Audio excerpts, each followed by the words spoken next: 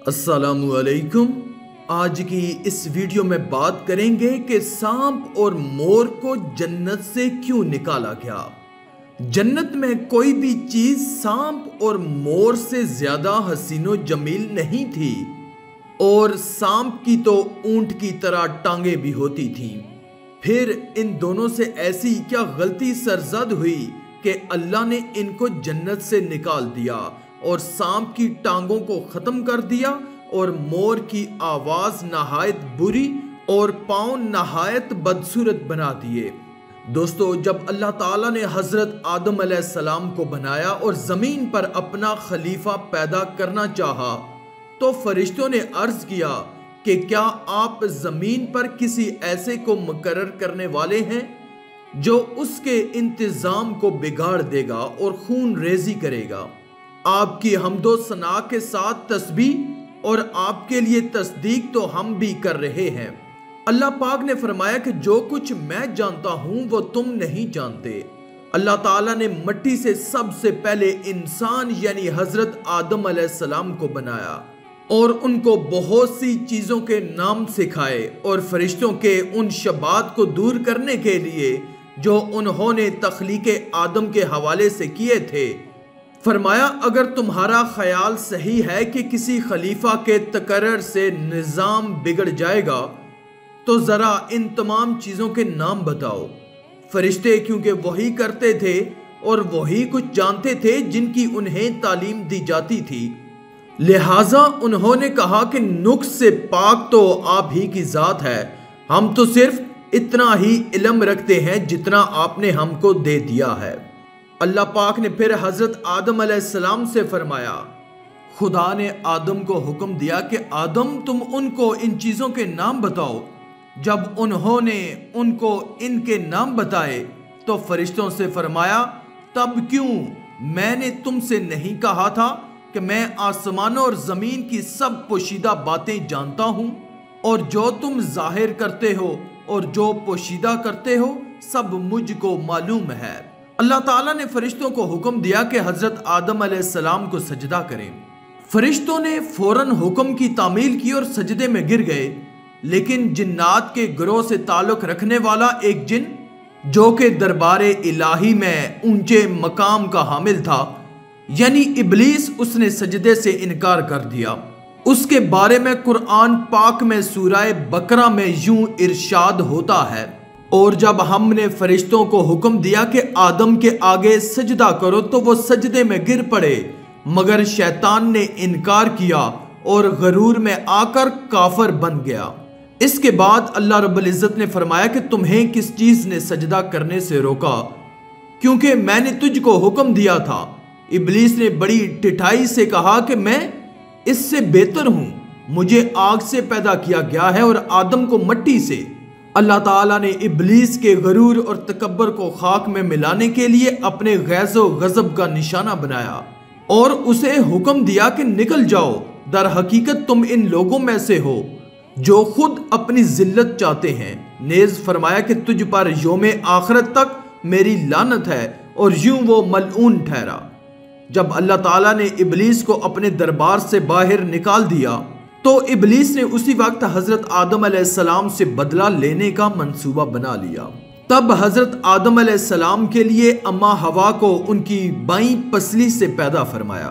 अल्लाह ताला ने हजरत आदम अलैहिस्सलाम से फरमाया कि तुम जन्नत में जहां मर्जी जाओ, जो चाहे मर्जी खाओ और जो मर्जी करो, लेकिन खबरदार उस दरख्त के पास ना जाना और ना ही उस दरख्त पर लगा फल खाना, वरना तुम जालिमों में शुमार हो जाओगे, जैसा कि कुरान पाक में इरशाद होता है।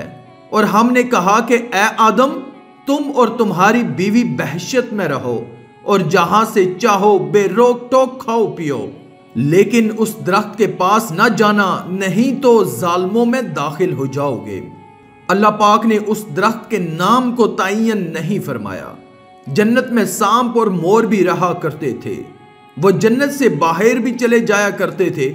उस वक्त सांप के पांव भी हुआ करते थे और उसके मुंह से खुशबू भी आया करती थी। और मोर जो इस वक्त भी बेहद खूबसूरत है, जब वह जन्नत में था तो उससे भी ज्यादा खूबसूरत होता था।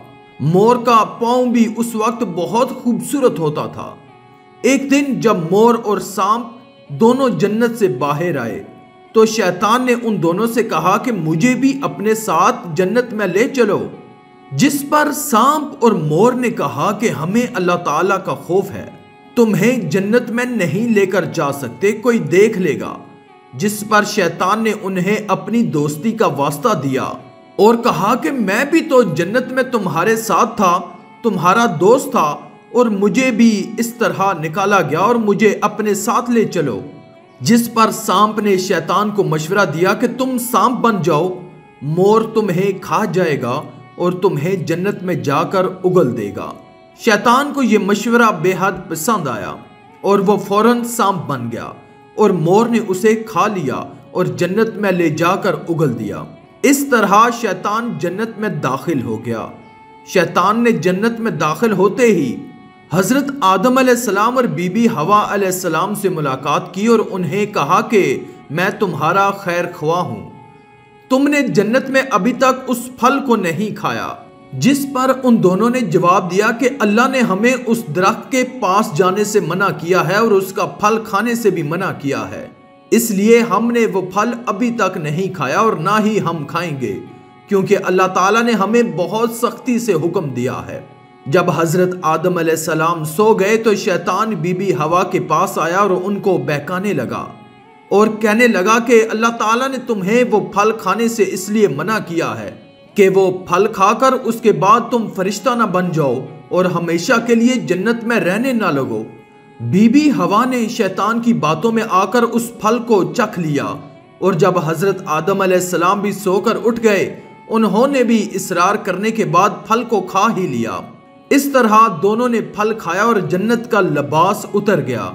अल्लाह ताला ने उन दोनों से कहा कि मैंने इसी वजह से तुम दोनों को ये फल खाने से और इस दरख्त के पास जाने से मना किया था।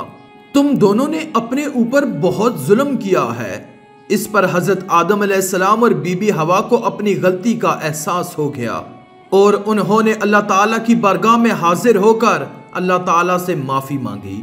अल्लाह ताला ने उन्हें माफ कर दिया और दोनों को जन्नत से निकालकर जमीन पर भेज दिया।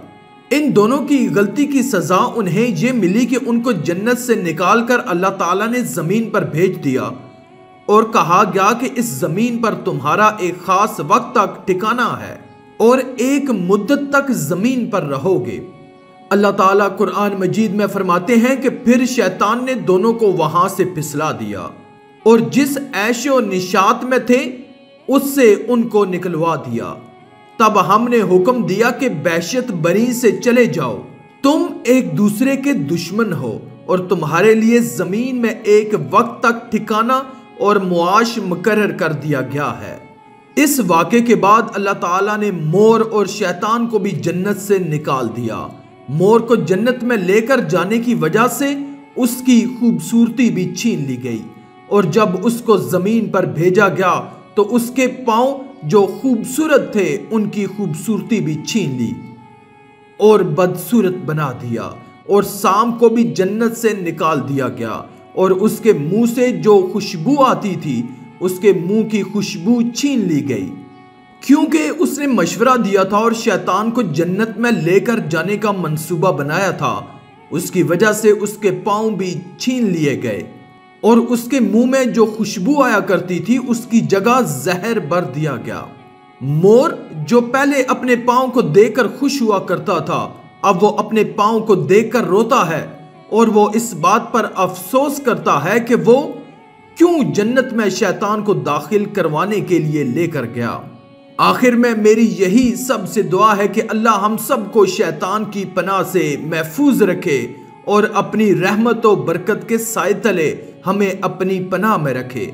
आज की इस वीडियो में था बस इतना ही। मजीद इस्लामी वीडियोस हासिल करने के लिए अल्लाह की कुदरत चैनल को सब्सक्राइब कर दें और साथ में मौजूद बेल के आइकन को दबाकर ऑल पर क्लिक कर दें। शुक्रिया।